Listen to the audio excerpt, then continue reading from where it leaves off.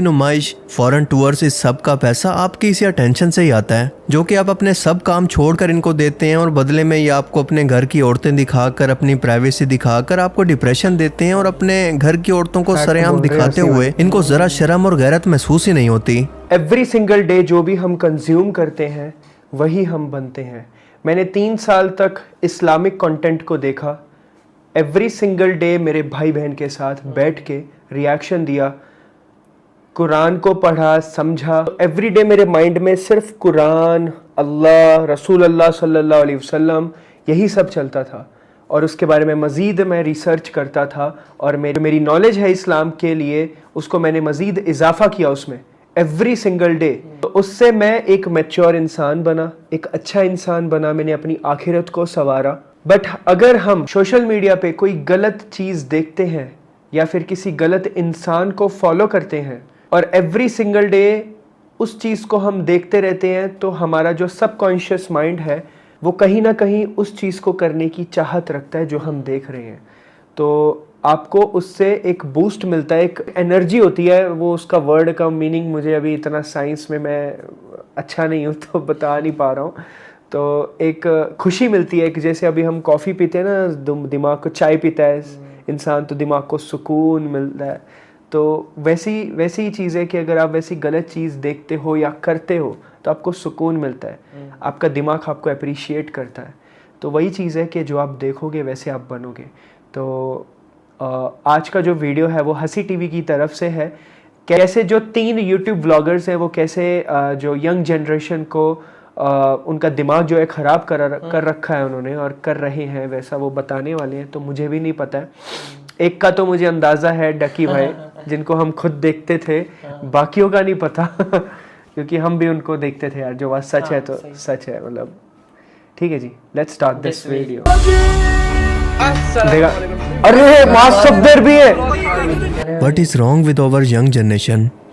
हमारी नौजवान नस्ल ख़ुसूसन टीनेजर इस वक्त तबाही की तरफ जा रही है। सिस्ट्रोलॉजी, अगर आपके बच्चों में कोई इन पाकिस्तानी व्लॉगर्स को देख रहा है तो ये खतरे की घंटी है, क्योंकि ये कंटेंट मुसलसल इनके दिमाग और सोचने समझने की सलाहियत पर असर कर रहे हैं।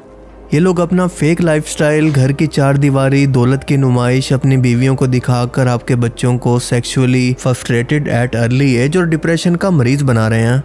कैसे, आइए समझते हैं। लेकिन इससे पहले ये समझ लें कि व्लॉगिंग कहते किसे हैं।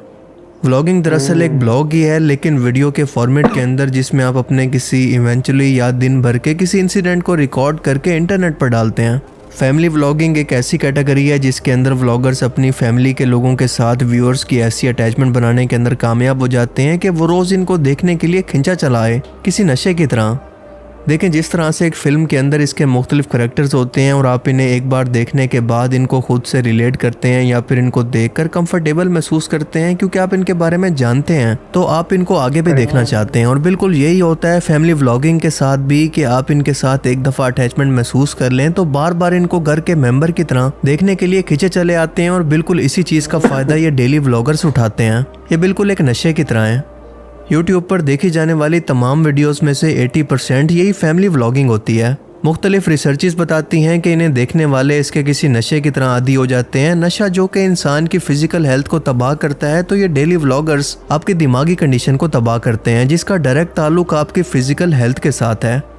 इस वक्त पाकिस्तान के अंदर यूट्यूब पर जितने भी फैमिली व्लॉगर्स हैं जिन्हें यूथ फॉलो कर रही है, सब के सब इलिटरेट और जाहिल हैं। इनकी कोई इखलाकी तरबियत नहीं है, ना ये दीन का इल्म रखते हैं ना दुनिया का। अगर आपको मेरी इस बात पर कोई शक हो तो इनकी फैमिली व्लॉगिंग स्किल्स के अंदर अपनी प्राइवेसी को कंप्रोमाइज़ करने, अपनी फैमिली को कंटेंट के तौर पर बेचने के अलावा इनकी कोई अचीवमेंट बता दें कि इन लोगों ने ज़िंदगी के अंदर कुछ ऐसा अचीव किया है जो कि बाकी नौजवान नस्ल के लिए मोटिवेशन हो, इनके लिए इंस्पिरेशन हो। इन फीमेल व्लॉगर्स को तो ठरकी अवामी काफ़ी है, जबकि मेल व्लॉगर्स को अपनी बीवियों को पेश करना पड़ता है ताकि वो व्यूज़ को हासिल कर सकें।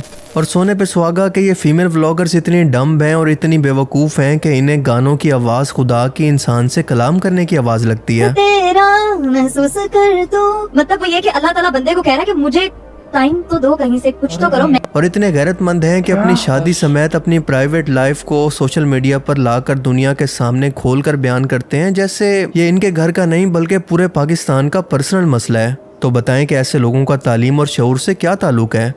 पाकिस्तान के अंदर इन लोगों ने व्लॉगिंग के मतलब कोई बिल्कुल बदल दिया है और वो ये है कि अपने घर की औरतों को बेचना, अपनी प्राइवेसी, घर की चार दीवारी को दुनिया के सामने दिखाना और फख्र से बताना कि मैं इस बेगैरती से हर महीने कितना ज़्यादा पैसा कमा रहा हूँ।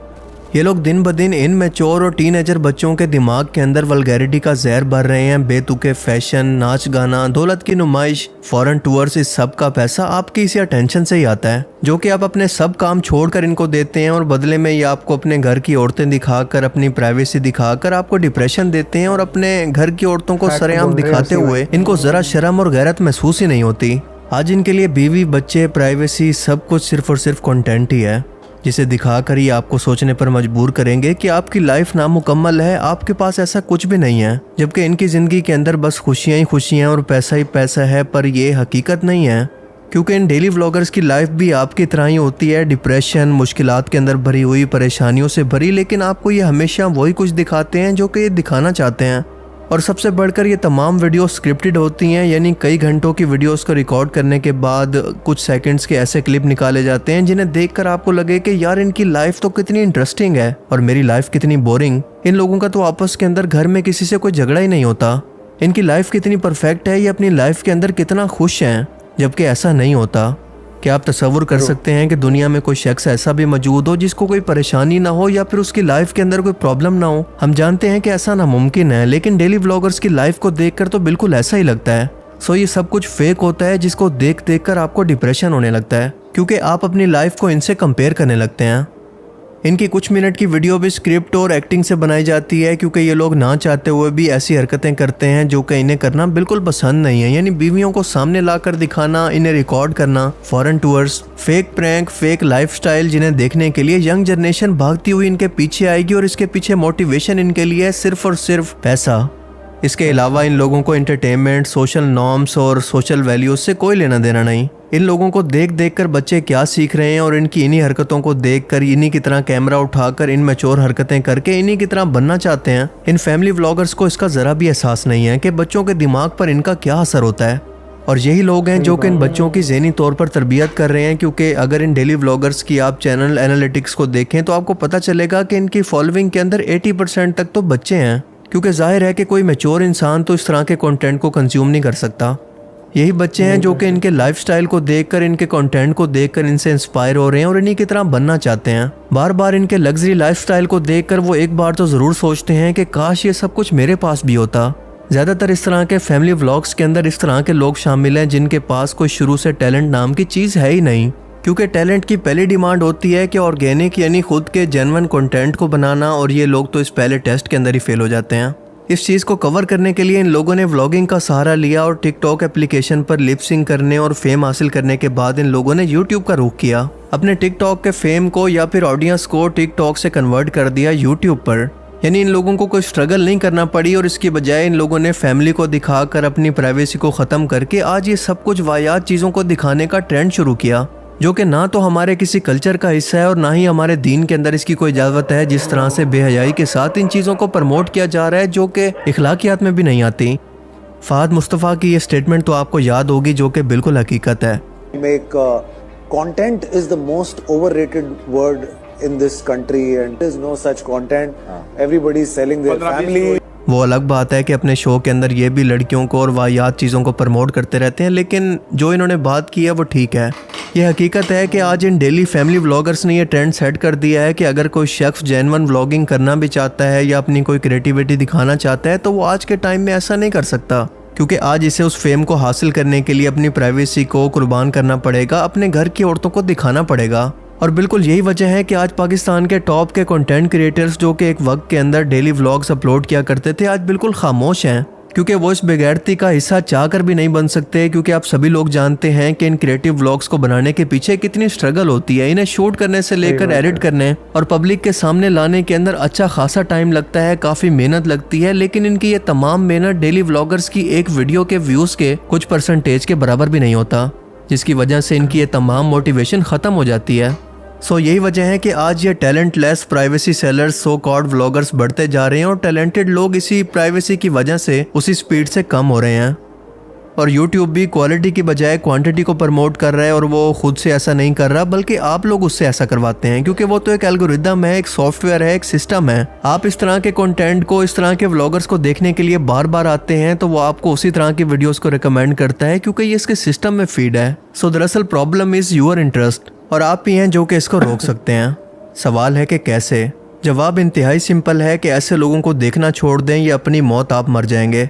इसकी बजाय क्रिएटिव लोगों को सपोर्ट करें, कोई हॉबी अपनाएं, हर रोज़ कुछ नया सीखने की कोशिश करें जो कि आपकी पर्सनल स्किल्स को बढ़ा सके, आपके माइंड को शार्प कर सके, आप सोसाइटी में जाकर दूसरों के साथ कम्पीट कर सकें। वरना ऐसे लोगों को देखने वाले, इनसे इंस्पायरेशन लेने वाले बच्चों का मुस्तकबिल यही होगा जैसा कि आज हमारी जनरेशन बनती जा रही है। इनका मुस्तकबिल बहुत ही खतरे में है। बाकी आप इस बारे में क्या सोचते हैं? अपनी कीमती राय का इजहार कमेंट सेक्शन में ज़रूर करें। अब मैं मिलूंगा आपसे एक ऐसी नई इंटरेस्टिंग वीडियो में। तब तक के लिए अपना बहुत सा ख्याल रखिएगा। Thanks for watching this video. अल्लाह हाफिज़। सो गाइज, ये था हमारा रिएक्शन। हसी भाई ने बिल्कुल सही बात कही। जाने अनजाने में हम भी इनके वीडियोस पे रिएक्शन देते थे लास्ट ईयर तक। 2022 की बात कर रहा हूँ, 2023 नहीं। 2023 से तो मैंने सब कुछ छोड़ दिया था जब मैंने इस्लाम कबूल किया एलानिया। बट उससे पहले मैं करता था इनके व्लॉग्स पे हम रिएक्शन देते, तीनों के व्लॉग्स पे रिएक्शन दिए हमने। और ये बिल्कुल सही कह रहे हैं, क्योंकि एक तरह से नशा हो जाता है। और हमें भी एक बार हुआ था ऐसे, हम भी ऐसा व्लॉग्स लगा के देखना स्टार्ट कर देते थे जब खाना खाने बैठते थे। बट उससे आपको मतलब सोचने वाली बात है कि उससे आप सीखोगे क्या। जब मैंने व्लॉग्स बनाने स्टार्ट किए थे ना, तो मैंने जब एलानिया इस्लाम कबूल किया था, तो मेरा जो थिंकिंग थी कि मैं जब व्लॉगिंग करूँगा तो मैं ऑब्वियसली अपने घर के, जैसे मैं पहले अपनी सिस्टर के साथ वीडियोस हम बनाते थे ना, क्योंकि हमें इतना अंदाज़ा नहीं था, स्टार्टिंग में करते थे। जब हमें पता चला इस्लाम के बारे में, हमने सिस्टर को, मॉम को लाइक वीडियोस में लाना ही बंद कर दिया। तो ऑब्वियसली हम अभी आगे भी नहीं लेके आएंगे कभी, ऑफ कोर्स, बिल्कुल। कभी कोई फंक्शन हो जाता है या फिर कभी हम डिनर के लिए बाहर चले जाते हैं 2 महीने में एक बार, तब जाके वो होता है। कभी कभी आ जाते हैं वो थोड़े बहुत, नहीं तो वो भी नहीं आते हैं।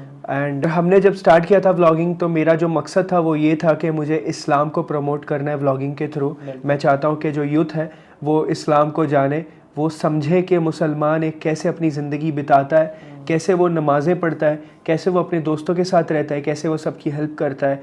तो वही सारी चीज़ों को मद्देनज़र रखते हुए मैंने व्लॉगिंग की थी स्टार्ट। और इंशाल्लाह आगे भी उस चीज़ को मैं जारी रखूँगा और व्लॉगिंग ज़रूर करूँगा, है ना। एंड आई होप आपको वीडियो अच्छा लगा होगा। आपकी इस पे क्या राय है ज़रूर बताइएगा कमेंट सेक्शन में। तो मिलते हैं अगले वीडियो में। जज़ाकल्लाह खैर, फ़ी अमान अल्लाह।